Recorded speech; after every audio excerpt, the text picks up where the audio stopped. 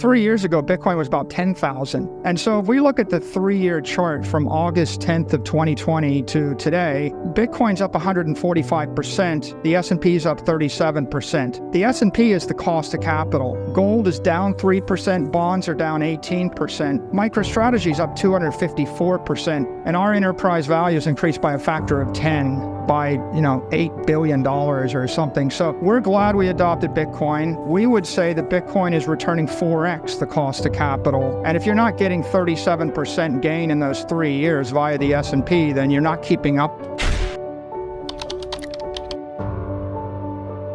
Look. Well, our goal is to accumulate as much Bitcoin as we can on behalf of our shareholders. And, we acquired from cash flows. We bought that last tranche with $14.4 million worth of company cash. We also use equity and debt issuances from time to time. So we try to make sure that everything we do is always accretive. So we will acquire as much Bitcoin as we can as long as market conditions allow us to do it in a creative way for our common stock shareholders. So Bitcoin is 145% since August 10th of 2023 years ago when we started on the strategy. And we've pursued a strategy of levered Bitcoin investments. So we use cheap capital. Our average cost of capital is like 1.6% or something in that range. And the combination of leverage and then offering our shareholders a yield, we don't charge them a fee to manage this Bitcoin. We actually aim to generate a yield. That's allowed us to actually generate 254% performance in the same time that Bitcoin was up 145%. So our strategy is sort of levered long, offer a yield, don't charge a fee, and then actively manage our position and actively manage acquisitions and financings between equity, debt, and cash flows in order to get the best result for our shareholders.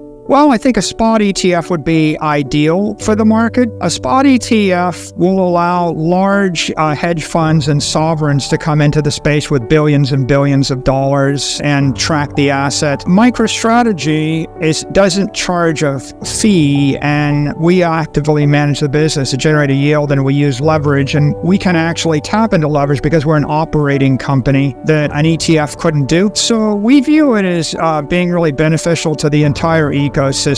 We don't have a capital structure that would allow for tens of billions of dollars to be invested in Bitcoin. So we're a unique instrument. We're that sports car. And, the ETFs, the spot ETF is going to be like super tanker. Bitcoin is the house everybody wants, but it's in a foreign country and you have to pay cash to buy it. It takes about a year and you can't rent it and mortgage it. MicroStrategy is that same house in the best neighborhood with 10,000 acres of ranch land attached to it, and we can generate a yield, and you can actually buy it financed by your local bank, right? We're a compliant security. So if you're an institutional investor and you're looking for an easy way to get Bitcoin exposure that doesn't charge you a fee, that is financeable, that is good collateral, then MicroStrategy is pretty compelling right now. And I think that it's important to point out that we will always be differentiated from the ETFs because they can never offer leverage. They have no yield. They have limited hedging options. They're not diversified, and they charge a fee.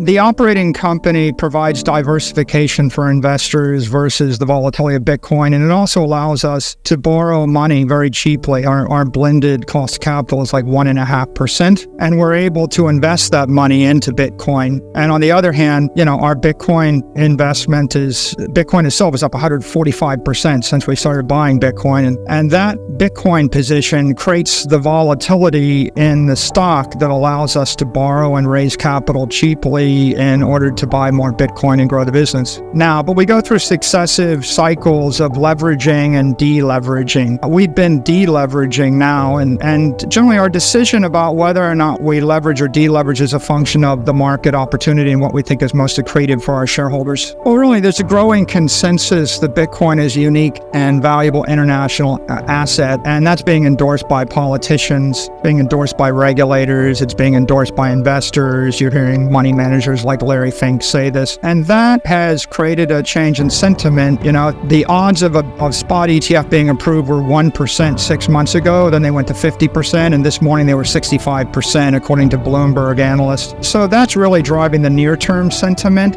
But plus the fact that there's so much chaos in the crypto industry, Bitcoin is emerging as the safe haven institutional asset if you want to play this space without trying to parse through the politics, the legal, and the regulatory complexity. Well, I think spot ETF is great news for the space.